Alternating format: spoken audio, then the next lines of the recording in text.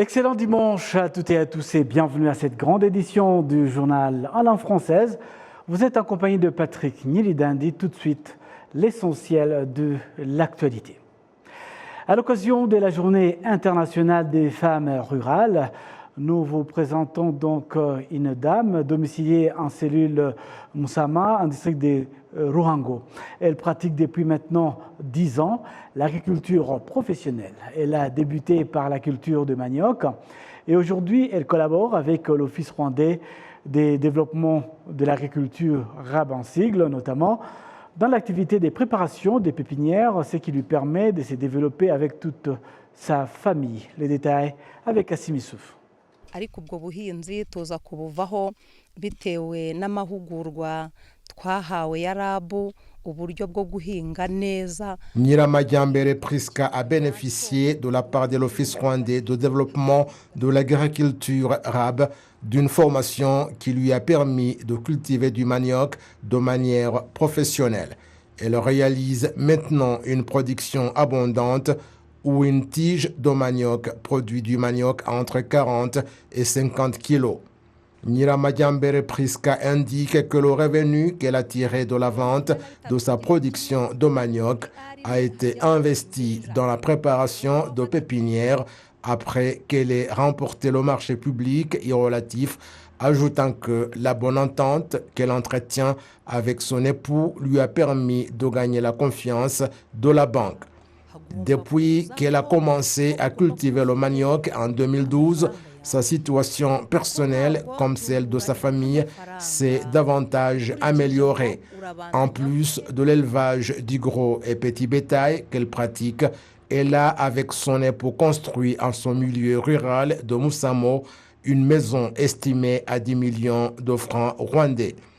Nyiramajyambere Priska est également une auxiliaire dans le domaine de l'agriculture et l'on voit chez elle différents trophées qui lui ont été remis et des certificats de mérite pour l'aide qu'elle apporte à d'autres habitants pour qu'ils améliorent leur agriculture.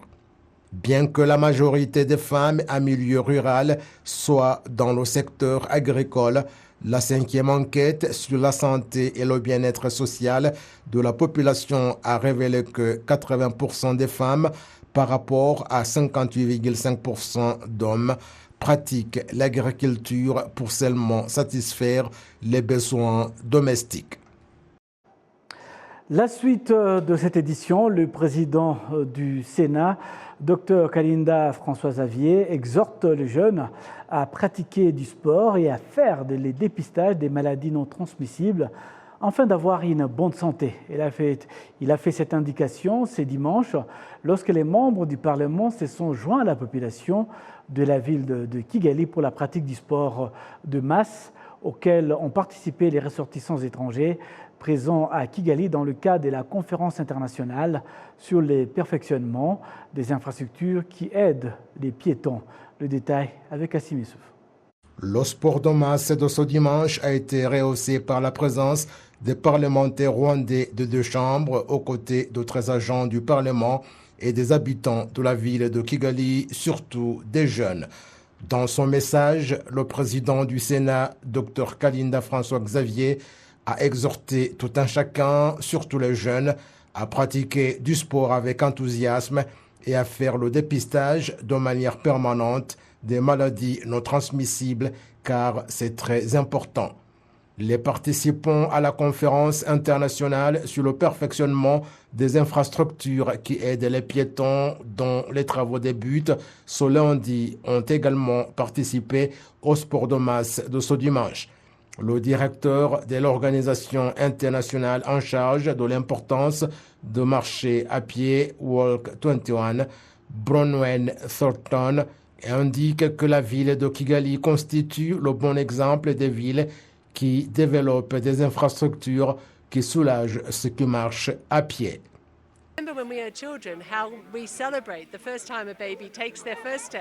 Rappelez-vous combien nous sommes très heureux de voir un enfant commencer à marcher lorsqu'il effectue le premier pas et cela ne s'arrête pas et ce n'est pas bon qu'en tant qu'adulte, l'on réduise la marche à pied car c'est bon pour notre cœur et c'est important dans notre convivialité avec les autres.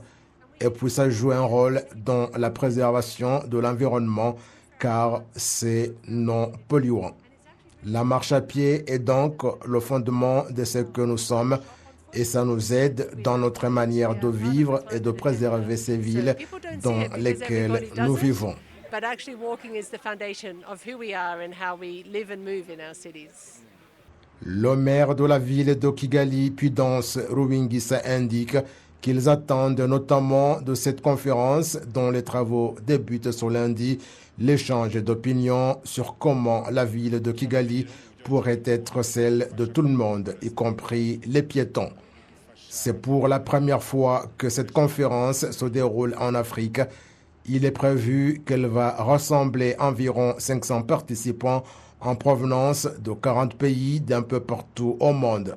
Parmi les raisons qui ont fait que le Rwanda soit choisi pour abriter cette conférence, c'est entre autres parce qu'il a fourni des efforts dans la mise en place des infrastructures qui aident ceux qui marchent à pied. Poursuivons donc cette édition avec le tourisme et la santé. Le Rwanda a l'ambition de devenir la plaque tournante du tourisme médical. Pour arriver à ce résultat, plusieurs rencontres sont organisées au niveau aussi bien national qu'international, suivant ce reportage. Un peu partout sur le territoire national, des hôpitaux sont en cours de rénovation et dans différentes parties de la ville de Kigali notamment, l'on observe des nouveaux bâtiments et d'autres qui surgissent de la terre pour le seul objectif d'octroyer des services sanitaires.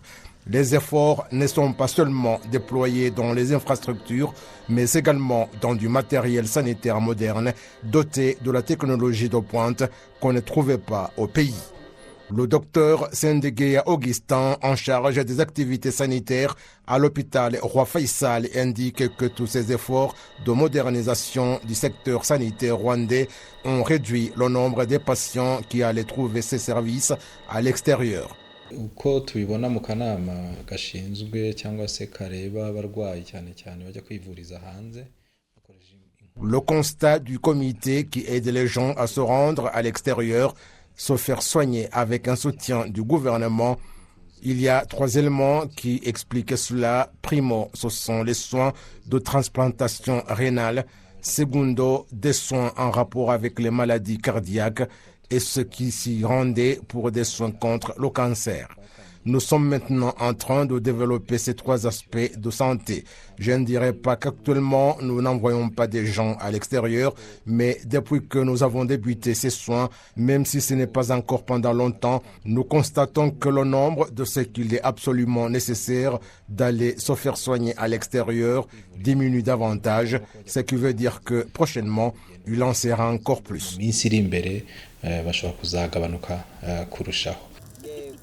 Parmi ces infrastructures,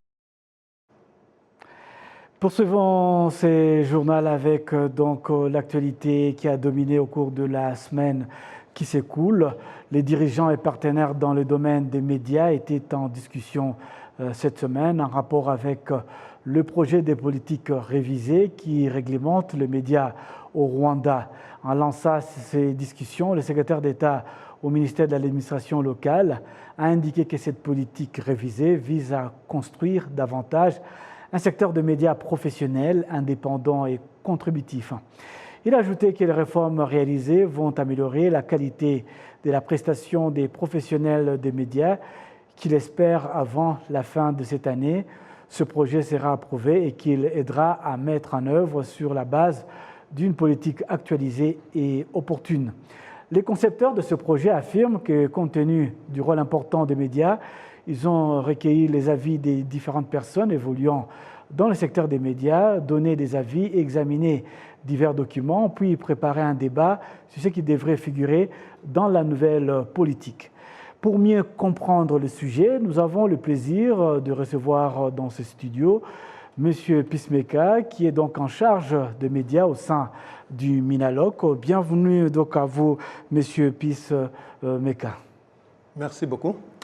La toute première question qui vient donc à l'esprit, pourquoi avoir pensé à amorcer cette révision de la politique de médias au Rwanda? Merci pour la question. Comme l'élément qui vient de passer sur l'écran l'a si bien signalé, la nouvelle politique régissant les médias est en rapport avec la politique que nous avons pour le moment, qui date de 2011. Vous conviendrez avec moi qu'il est grand temps de réviser la politique régissant les médias au Rwanda, et surtout que nous enregistrons beaucoup d'évolutions ou bien beaucoup de développement dans les nouvelles technologies de l'information et de la communication. Je voudrais noter également que cette révision de la politique régissant les médias au Rwanda est en rapport avec l'effort conscient du gouvernement de faire la promotion des médias responsables, professionnels et, je dirais, solides économiquement, afin de pouvoir les aider à jouer leur rôle combien important dans le développement de notre pays. Oui, quels sont donc, depuis que vous avez amorcé ce processus, est-ce qu'on peut connaître un peu les résultats escomptés? Merci beaucoup. Je commence par les résultats escomptés que je peux qualifier comme les attentes du public en général. Ils ont soif, le public du Rwanda qui consomme au jour le jour le contenu médiatique est plus que jamais soif d'être informé, d'être éduqué par le contenu qui est médiatique évidemment, le contenu qui les aide à changer leur comportement, à changer leur mentalité vis-à-vis de leurs aspirations pour se développer et aussi contribuer au développement du pays.